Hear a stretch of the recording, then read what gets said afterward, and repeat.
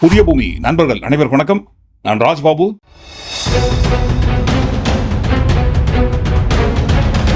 ரெண்டு பொருளுங்க கடந்த 2 நாட்களாக பாருங்க தமிழ்நாடு முழுக்க விற்று தீர்ந்து அவுட் ஆஃப் ஸ்டாக்ல போயிருக்குது.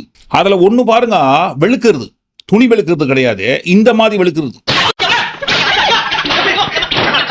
ரெண்டாவது பாருங்க அது ரொம்ப முக்கியமான பொருள். அதை விட என்னப்பா சொல்ற விளையாடாத.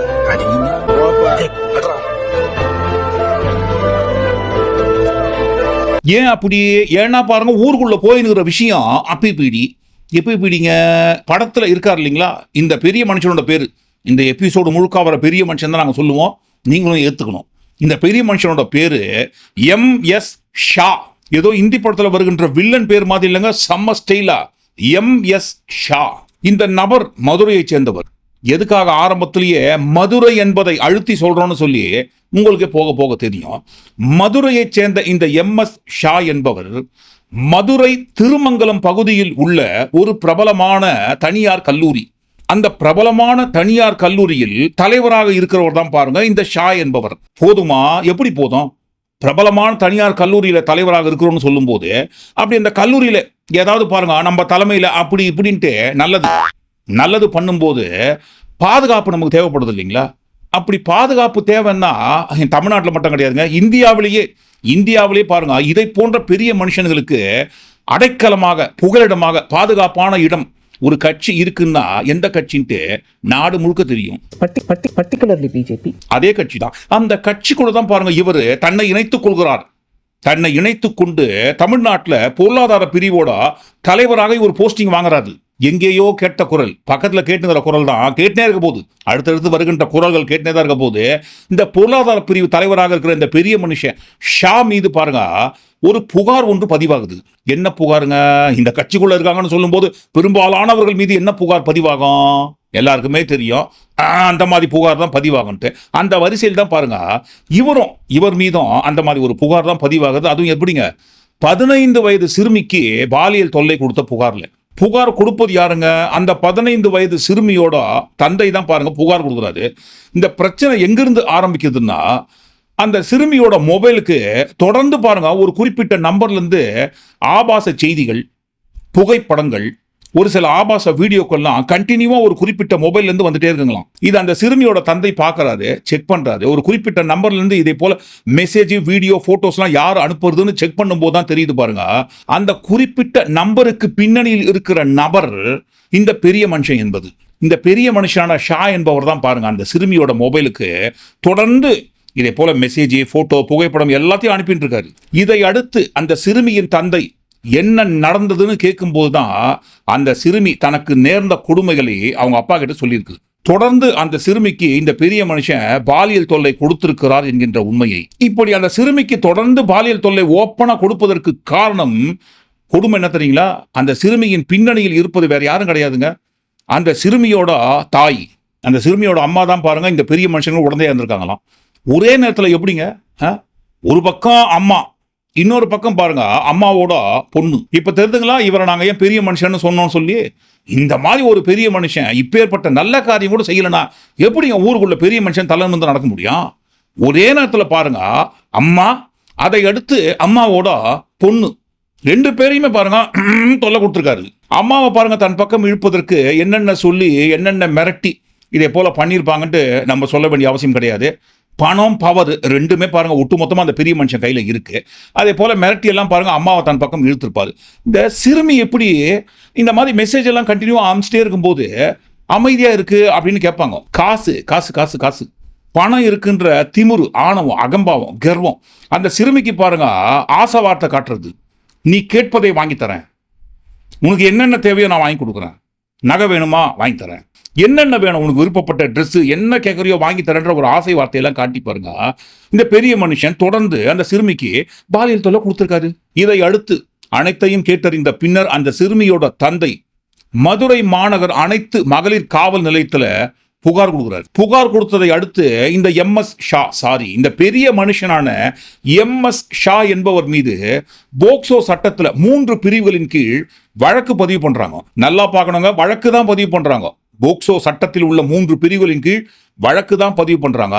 இதை போன்ற வழக்கு நம்ம கட்சிக்குள்ள இருக்கிற மிக முக்கியமான, அதுவும் பாருங்க பொருளாதார பிரிவு தலைவராக இருக்கார் இல்லைங்களா, அந்த மாதிரி மிக முக்கியமான ஒரு நிர்வாகி மீது இதை போன்ற பிரிவுகளில் வழக்கு பதிவு பண்ண உடனேயே ஃபர்ஸ்ட் பாஞ்சி பறந்து வந்து மரணம் முட்டு கொடுப்பதற்கு யார் இருப்பாங்க? பாஜக. கண்டிப்பா இல்லையா? அப்படின்னா இந்த மாதிரி குற்றவாளிகளை பாதுகாப்பதற்கு கையில தேசிய கொடியை வச்சுக்கின்னு ரோட்ல பேரணி போற கூட்டம் தாங்க கட்சி கூட்டம் தானே. இதே கூட்டம் தான் பாருங்க தமிழ்நாட்டில் தற்குறிமலையோட கட்சியை சேர்ந்த மிக முக்கியமான நிர்வாகிகள் எல்லாரும் போயிட்டு நீதிமன்றத்தில் வழக்கு போடுறாங்க. என்னன்னுங்க, பாதிக்கப்பட்ட சிறுமிக்கு நியாயம் வழங்குங்க அப்படின்னு சொல்லியா? சேச்சே, அந்த கெட்டக்காரங்களாம் அவங்க பண்ணுவாங்களாங்க? பண்ணவே மாட்டாங்க. அந்த சிறுமிக்கு பாலியல் தொல்லை கொடுத்த அந்த பெரிய மனுஷனை பாதுகாப்பதற்கு நீதிமன்றத்தில் போயிட்டு வழக்கு போடுறாங்க. இவர் மீது, இந்த MS ஷா என்கின்ற பெரிய மனுஷன் மீது பதிவாகி இருக்கும் வழக்கு பொய் வழக்கு என்று, பொய் புகார்லாம் கொடுத்து எங்க கட்சிக்குள்ள இருக்கிற பெரிய மனுஷன் நிர்வாகிகள் எல்லாம் கேவலப்படுத்த பாக்குறாங்கன்ட்டு நீதிமன்றத்தில் தொடரப்பட்ட இந்த வழக்கை விசாரித்த நீதிபதி என்ன உத்தரவிட்டிருக்கார் தெரியுங்களா? என்னப்பா பொய் புகார்னு சொல்றீங்க, ஆனா ஒட்டுமொத்தமா நாங்க எல்லாத்தையும் தீர ஆராய்ந்து பார்த்ததில் இந்த நபர் மீது தொடரப்பட்டிருக்கும் இந்த வழக்கு எதுவும் பொய்யா இருக்கிற மாதிரி தெரியலீங்களே, அனைத்திற்கும் முகாந்திரம் உள்ளது. சோ அனைத்திற்கும் முகாந்திரம் இருக்கிற காரணத்தினால் இந்த நபர் மீது தாராளமாக மேற்கொண்டு என்னென்ன நடவடிக்கை எடுக்கணுமோ அதை எடுக்கலாம் என்று நீதிமன்றத்தில் பாருங்க நீதிபதி உத்தரவு போடுறாரு. இந்த கட்சிக்குள்ள இருக்கிற கட்சிக்காரங்க எல்லாரும் பாருங்க நீதிமன்றத்தில் போயிட்டு வழக்கு போட்டு தொடரப்பட்ட அந்த வழக்கில் வந்த தீர்ப்பை அடுத்துதான் இந்த MS ஷா என்கின்ற பெரிய மனுஷன் கைது செய்யப்படுகிறார். இது எல்லாத்தோட ஒரு கொடுமை தெரியுங்களா? இவங்களோட மைண்டு, கிரிமினல் மைண்டு எப்படி எப்படியெல்லாம் வேலை செய்து பாருங்க. அந்த சிறுமி, பாதிக்கப்பட்ட அந்த சிறுமியை வைத்தே, அந்த சிறுமியோட தந்தை மீதே, அவருடைய மகளை வைத்தே காவல் நிலையத்தில் பாருங்க ஒரு பொய்யான புகார் கொடுக்க ட்ரை பண்ணியிருக்காங்க. எப்படி எப்படிலாம் வேலை செய்து பாருங்க. எதுங்க அறிவா? இல்ல காசு. நேற்றுக்கு முன்தினம் தற்குறிமலை கட்சியை சேர்ந்த பொருளாதார பிரிவு தலைவராக இருக்கிற MS ஷா என்பவர் கைது செய்யப்பட்டதற்கு பிறகுதான் பாருங்க, அந்த கைது செய்யப்பட்ட நொடியில் இருந்து கடந்த 2 நாட்களாக தமிழ்நாடு முழுதும் பாருங்க அந்த 2 பொருள் விட்டு தீர்ந்து அவுட் ஆஃப் ஸ்டாக்ல போய் நிக்குது. எதுக்கு தெரியுங்களா? இந்த தன்வினை தன்னை சுடும்னு சொல்லுவாங்க இல்லைங்களா? ஆனா பாருங்க இவ்வளவு சீக்கிரத்துல சுத்தி சுத்தி வந்து சுடும்னு தற்குறிமலை எதிர்பார்த்திருக்க மாட்டாரு.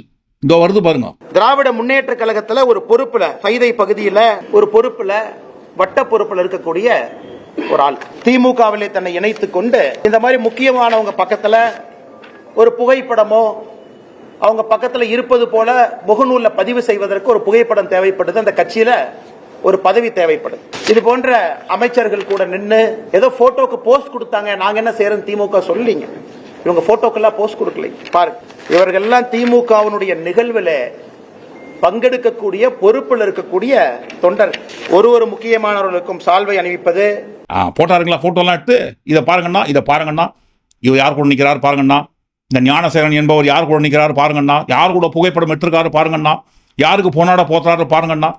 இந்த நபர், இந்த ஞானசேகரன் என்கின்ற நபர் என்ன பண்றாரு? தன்னை ஒரு திமுக கட்சியில நிர்வாகியாக இணைத்துக் கொள்கிறார். இணைத்துக் கொண்டு பாதுகாப்பாக இருந்து கொண்டு ஊருக்குள்ள இருக்கிற மாணவிகளுக்கு இதே போல தொல்லை கொடுத்துருக்காருன்னு வேமா சூசோ இல்லாம சொன்னார் இல்லைங்களா? அண்ணா பல்கலைக்கழக மாணவிக்கு பாலியல் வன்கொடுமை செய்த இந்த ஞானசேகரன் என்கின்ற நபரை புகார் வந்த சில மணி நேரங்கள்ல கைது பண்றாங்க. அப்படி சில மணி நேரங்களில் கைதான பிறகும் கூட இந்த ஞானசேகரன் விஷயத்தை கையில் எடுத்துக்கின்னு எப்படியெல்லாம் டிசைனாக இன்னி வரைக்கும் ஒன்று இருக்காங்க. நியாயத்தை கேளுங்க. ஐயோ, அநியாயத்துக்கு திமுகவோட ஊப்பியாவே மாறுறீங்களே.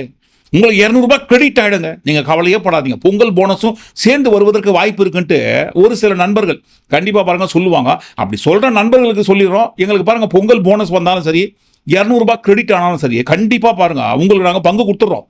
இல்லைன்னு சொல்ல, அதை போல சொல்றவங்களுக்கு கண்டிப்பா நாங்கள் எங்களுக்கு கிரெடிட் ஆகிற அமௌண்ட்ல பங்கு கொடுத்துறோம், தப்பு கிடையாது. ஆனால் பாருங்க, இப்போ இந்த தற்குறிமலை இந்த மாதிரி போட்டோவெல்லாம் எடுத்து போட்டு இதை பாருங்கன்னா அதை பாருங்கன்னா இப்படி இருக்காங்கன்னா அப்படி இருக்காங்கன்னா சொன்னார் இல்லைங்களா? அந்த வரிசையில் பாருங்க, இதை பாருங்கன்னா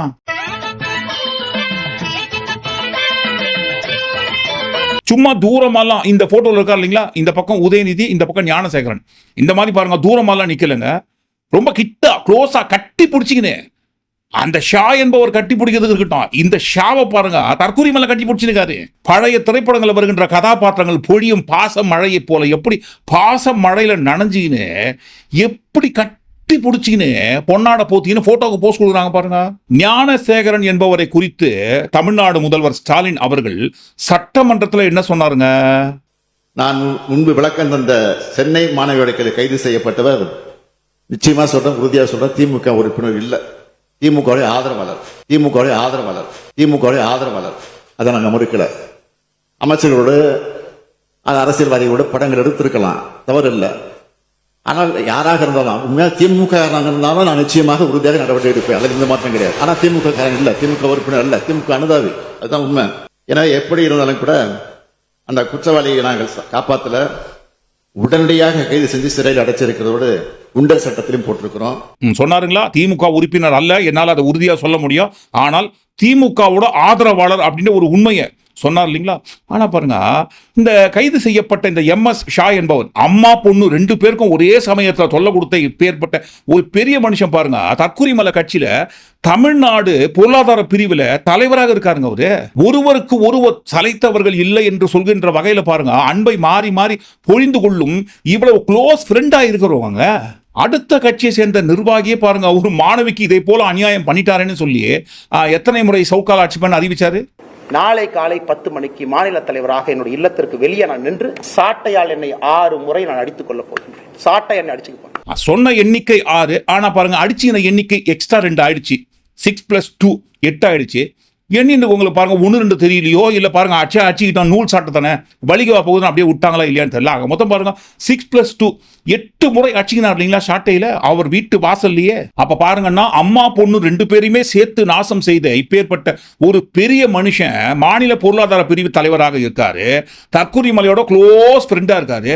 அப்ப இந்நேரம் தன்னோட கட்சி நிர்வாகி மிக முக்கியமான பொறுப்புல இருக்கிற இந்த பெரிய மனுஷன் இந்த மாதிரி அம்மா பொண்ணு 2 பேரையும் சேர்த்து நாசம் பண்ணிட்டாருன்ற ஒரு உண்மை வெளியே வந்ததை அடுத்து கைது செய்யப்பட்டதற்கு பிறகாவது, கைது செய்வதற்கு முன்பாக கூட வேண்டாங்க, கைது செய்யப்பட்ட பிறகாவது கொஞ்சமா கண்ணை திறந்து பார்த்துட்டு, என்னப்பா நம்ம கட்சியை சேர்ந்த நிர்வாகி கைதாயிட்டாரா, விடமாட்டனே, இந்நேரம் நான் பாருங்க அடுத்த கட்சிக்காகவே 6 முறை ஆட்சிக்கிறேன்னு சொல்லும் போது, அப்ப என் கட்சிக்காரனே இதை போல பண்ணிட்டான்னு சொல்லும் போது நான் என்ன பண்ணணும், இந்நேரம் 600 முறை என் வீட்டுக்கு முன்னாடியே இன்னும் சாட்டையில் அடிச்சிக்க வேணாமா.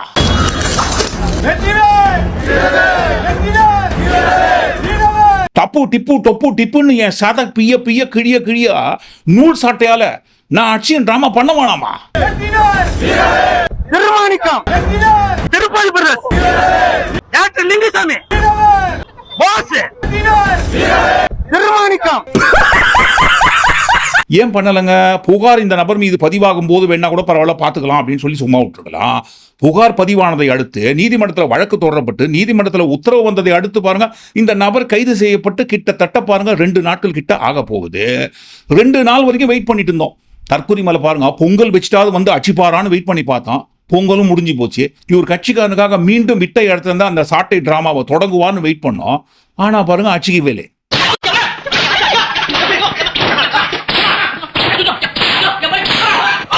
அவரா ஆட்சியிலன்னு தெரிஞ்சதுக்கு அப்புறம் தான் பாருங்க தமிழ்நாடு முழுக்க 2 பொருள், அந்த 2 பொருள் ஒட்டுமொத்தமாகவே விட்டு தீர்ந்து அவுட் ஆஃப் ஸ்டாக்ல போயிருக்குது. எதுக்குங்க? எதுக்குன்னு நம்ம சொல்ல வேண்டிய அவசியமே இல்லை, தன்னாலேயே வந்து விழும்.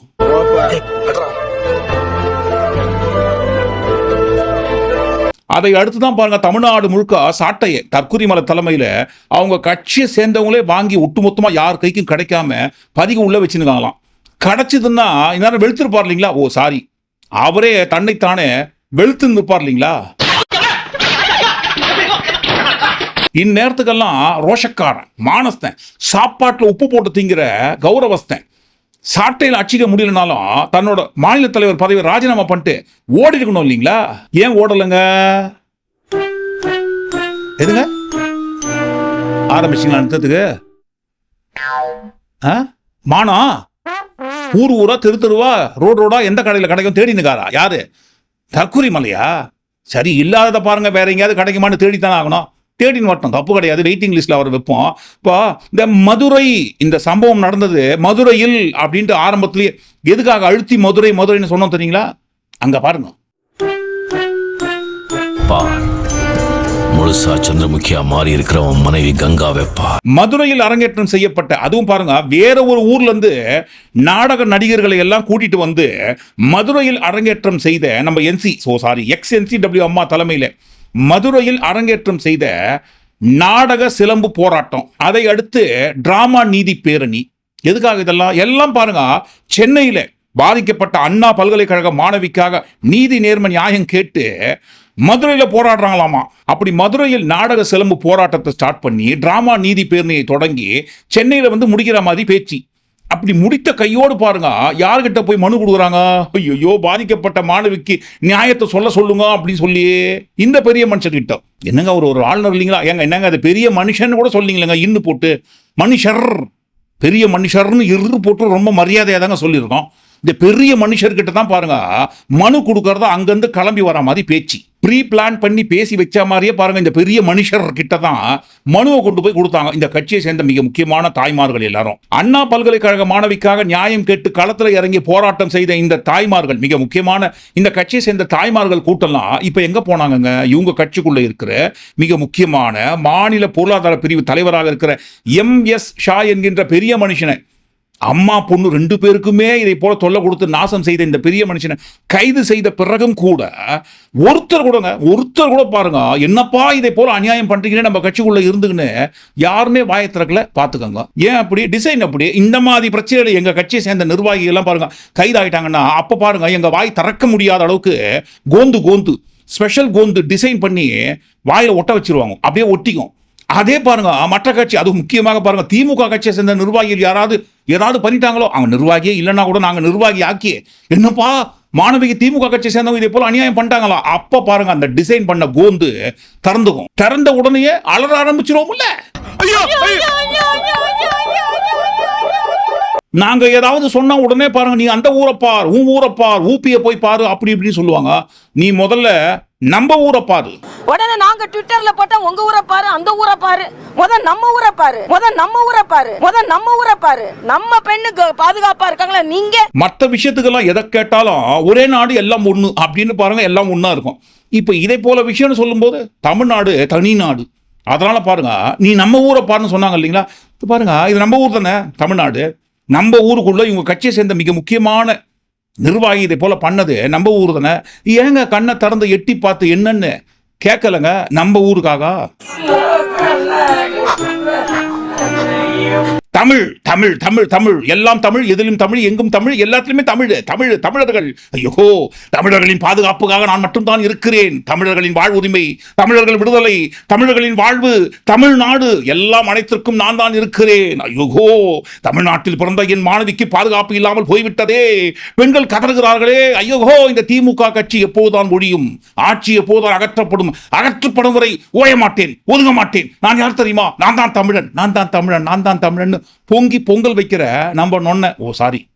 எப்படியாவது பாருங்க நம்ம அண்ணனை எப்படியாவது உருப்படியா அண்ணன்னு சொல்லலான்னு பார்த்தா அந்த சமயத்துல மட்டும் பாருங்க இந்த கட்சியோட டிசைன் கோந்து நம்ம வாயிலையும் வந்து ஒட்டியது போகுது. அண்ணன்னு சொல்லும் போலாம் நொன்னு மாறிடுது. இப்ப அண்ணன் நாங்க உருப்படியா சொல்றோம். நம்ம அண்ணன் தமிழர்கள்னு சொல்லக்கூடிய ஐயோ தமிழ்நாட்டில் பெண்களுக்கு பாதுகாப்பு இல்லாம போச்சுன்னு கதறன நம்ம அண்ணன் எங்க போய் கதறின்னு இருக்காருங்க.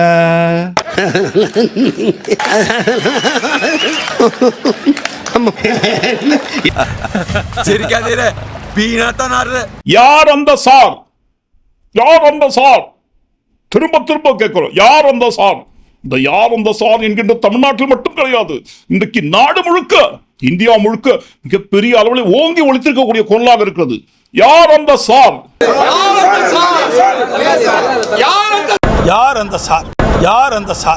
யாருப்பா அந்த சாரு? அது மட்டுமா, இந்த சவுண்டே வரல, ரீரிகார்டிங் கொடுங்கப்பா ஒன்ஸ் மோர். ஒரு தடவை சொன்னா 100 தடவை சொன்னா மாதிரிட்டு யாரோ மீடியால உட்கார்ந்து சொன்னாங்களே. யார் அந்த சார்? மீண்டும் கேக்குறோம், யார் அந்த சார்? நாங்க ஒரு முறை சொன்னா 100 தடவை சொல்றதுக்கு சமானம். புரியுதா? யார் அந்த சார்? அதுவும் நம்ம ஆளுமை ஐயா அவர்கள் கட்சியை சேர்ந்தவங்கனா இப்போ இந்த மாதிரி யார் அந்த சார்னு கத்திருந்த நம்ம சாருங்கெல்லாம் எங்க போனாங்க? ஏன் யாருமே வாயை தந்து பேசல? என்னையா உங்க கட்சிக்குள்ளவே இதை போன்ற பெரிய மனுஷங்களை வச்சு நீங்க வேமா சூசோ இல்லாம அடுத்த கட்சியை சேர்ந்தவங்களுக்காக போராடுறீங்க. உங்க கூட சேர்ந்து நாங்களும் போராட்டம் பண்ணியிருந்தோமே அப்படின்ட்டு ஏன் யாருமே ஒருத்தர் கூட வாயை தந்து ஒரு கேள்வி கூட கேட்கலங்க? இதுக்கே எப்படின்னா மற்றதுக்கெல்லாம் எப்படி அப்படின்ற ஒரு வகையில இந்த மானத்தை எங்கேயோ வாங்க போறேன்னு தெருவா சுத்தின வெயிட்டிங் லிஸ்ட்ல இருந்த அந்த நபர் பாருங்க உள்ள வராது. யாருங்க? தற்கொலை மேல தான். மானம்னு சொன்ன உடனே அவர் தானே வந்தாகணும், உள்ள வராது.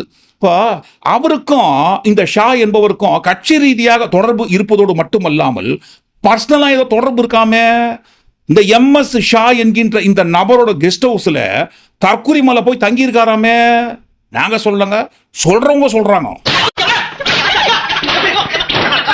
போய் போய் போய் போய் இதெல்லாம் அநியாயம், அக்கிரமம், அபாண்டங்க, இது முழுக்க முழுக்க சிட்டுக்கதைங்க, சாரி தங்கு ஸ்லிப் ஆச்சு, இது முழுக்க முழுக்க கட்டுக்கதைங்க அப்படின்னு சொல்றாங்கன்னு வச்சுக்கோமே. அப்ப ஏன் இந்த MS ஷா என்கின்ற இவங்க கட்சி நிர்வாகிக்காக தற்குறிமலை இந்நேரம் 6 தடவை அடிச்சுக்க வேணாங்க, ஒரே ஒரு முறை கூட பாருங்க நான் அடிச்சுக்க போறேன்ட்டு தேதி அறிவிக்கலைங்க. அப்ப நடந்த சம்பவத்துல கூட்டாளியோ இல்ல பங்கோ இல்ல பங்காளியோ ஏதோ ஒன்னாக பாருங்க இவங்க கட்சியை சேர்ந்த மிக முக்கியமான நிர்வாகி யாரோ இருக்காங்க இல்லைங்களா? யாரோ இருக்கிற காரணத்துக்காகத்தானே பாருங்க இந்த நபர் மீது புகார் பதிவு செய்யப்பட்ட உடனேயே நீதிமன்றத்தில் அவசர அவசரமா போய் நிக்கிறாங்க.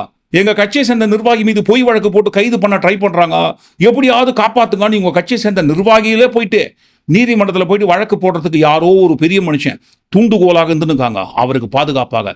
யார் அந்த பெரிய மனுஷன்? ஏன்னா தனி ஒருவராக, தனி நபராக அம்மா பொண்ணு 2 பேருக்குமே சேர்த்து இவ்வளவு தைரியமா ஓப்பனா இவ்வளவு தொல்லெல்லாம் கொடுத்துருக்க மாட்டாரு. அப்போ இந்த பெரிய மனுஷனுக்கு பின்னணியில் வேற யாரோ ஒரு பெரிய மனுஷன் இருக்காரு. அவர் கொடுக்கிற அந்த தைரியத்தை தான் பாருங்க இவர் இதே போலாம் பண்ணினுக்காரு ஊருக்குள்ள. யார் அந்த பெரிய மனுஷன்? அப்படிலாம் கிடையாதுங்க. யார் அந்த சார் அப்படின்னு நாங்க சொன்னதுக்காக இதே போல எங்களை பழி வாங்காதீங்க, யார் அந்த பெரிய மனுஷன் எல்லாம் கேட்காதீங்க அப்படின்னு சொல்லுவாங்கன்னு வச்சுப்போமே. அப்போ ஏன் இது வரைக்கும் MS ஷாவுக்காக தற்குறிமலை வந்து சாட்டையில அடிச்சிக்கல? திமுக கட்சியை ஆட்சியிலிருந்து அகற்றும் வரை, நாளையிலிருந்து திமுக என்கின்ற கட்சி தமிழகத்தில் ஆட்சியிலிருந்து அகற்றப்படும் வரை நான் செருப்பு போட மாட்டேன், செருப்பு போட மாட்டேன். என் காலில் நான் செருப்பு போட மாட்டேன்னு சொன்ன தற்குறிமலை, சபதம் எடுத்த தற்குறிமலை, இப்ப இவங்க கட்சியை சேர்ந்த நிர்வாகியே இதே போல ஒரு சம்பவத்தில் ஈடுபட்டதை தொடர்ந்து இனிமே அடுத்து எதை போட மாட்டேன்னு, பேண்டா ஷர்ட்டையா இந்த 2ல எதை போட மாட்டேன்னு சபதம் எடுக்க போறாருன்னு இந்நேரம் ஏன் எந்த ஒரு சபதமும் எடுக்கல? அப்ப தெரியுது இல்லைங்களா? அன்னைக்கு சொன்னதான் இன்னைக்கும், இன்னைக்கு சொல்றதான் என்னைக்கும். பிரச்சனை இவங்களுக்கு அரசியல் கட்சிகளுக்கு பாருங்க பாதிக்கப்பட்ட பெண்ணுக்கு கிடைக்கிற நியாயத்துல இல்லை. ஐயோ இந்த மாதிரி அந்த பெண்ணுக்கு அநியாயம் செஞ்சவன் திமுக கட்சி சேர்ந்த நிர்வாகியா இருக்கக்கூடாதா? அதை வச்சு நம்ம அரசியல் பண்ணி தமிழ்நாட்டில் ஏதாவது ஒரு வகையில வளர்ந்துட முடியாதா அப்படின்ற ஒரு நம்ம சொல்லக்கூடாதுங்க. வெக்க பண்ணு திமுக யாராவது மரியாதை இருந்தா வெக்க பண்ணியா? நீ எல்லாம் வெக்கப்படும் கண்ணாடி சார் அது. ஏனென்றால் உண்மையிலேயே பாருங்க பாதிக்கப்பட்ட பெண்ணுக்கு நியாயம் வழங்குவதற்காகத்தான் நான் சாட்டையில் எடுத்து அடிச்சிக்கிறேன்னு சொன்னா இந்நேரம் பாருங்க அவங்க கட்சியை சேர்ந்த நிர்வாகிக்காக அடிச்சுக்கணுமே. ஏன் எடுக்கலன்னா இவங்க கட்சியை சேர்ந்த நிர்வாகிகளுக்காக, இந்த மாதிரி சம்பவத்தில் ஈடுபட்ட நிர்வாகிகளுக்காக இவர் சாட்டையில் அடிச்சிக்கணும்னு சொன்னா கண்டினியூவா அடிச்சுனே இருக்கணும்.